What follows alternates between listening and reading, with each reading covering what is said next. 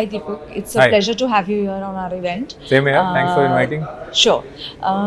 Let's begin with a few questions. For D2C startups, profitability remains difficult to achieve, and because of obviously heavy marketing spends and also customer acquisition costs. What are your suggestions in terms of getting the cost down?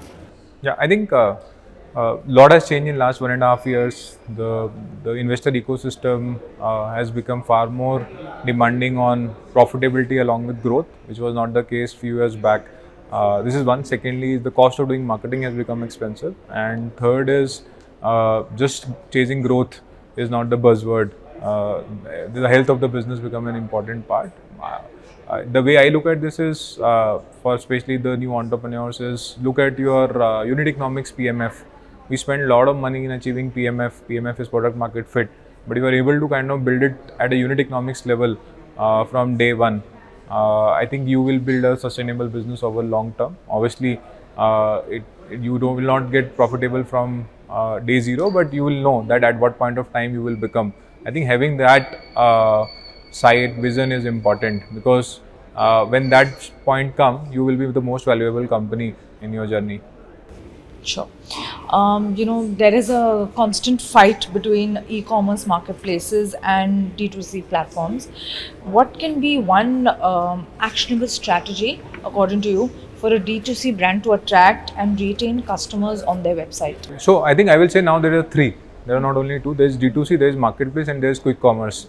Actually, there was when we started, brands were getting rated on D2C. Then came Amazon's where the brands started getting created on Amazon, Nike, etc. And now actually brands are getting created on quick commerce. The way it is growing is very fast, and you are right. So now the acquisition of consumers to your website is expensive, right? So I think there are very interesting ways to kind of engage with the consumer and acquire them lot through content, because I think consumers also become smart. They are being targeted by different brands at the same point of time. They have very less attention span. But how do you create a content which is authentic and not selling your product at every stage, but you are able to engage with the consumer? Like for us, the barbershop with Shantanu, which talks about entrepreneurship, but actually but our categories is targeted to men, and men don't speak to each other about like which shampoo they have used or which trimmer they have used compared to women, which will kind of do a lot of word of mouth.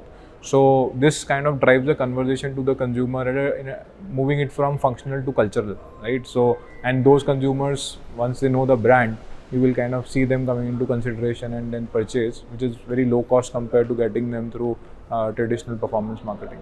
Sure. You know, what when you see Bombay Shaving Company, what are your future growth plans for the company? We are very excited about the future. We are into large categories. We are looking to kind of be IPO ready in next 3 years. That's the plan. We are on that path. A lot of that obviously will be driven by newer categories like razors and trimmers, where we are taking on large MNCs head on, but doing it differently. And second is expanding into general trade and our own EBOs. That's how we kind of look at the growth plan. You've had a great brand journey for Bombay Shaving Company when you launched the brand and continue to do so. From your experience, what is one big learning you would like to share with your fellow D2C founders or upcoming D2C founders? I think it starts with a good team.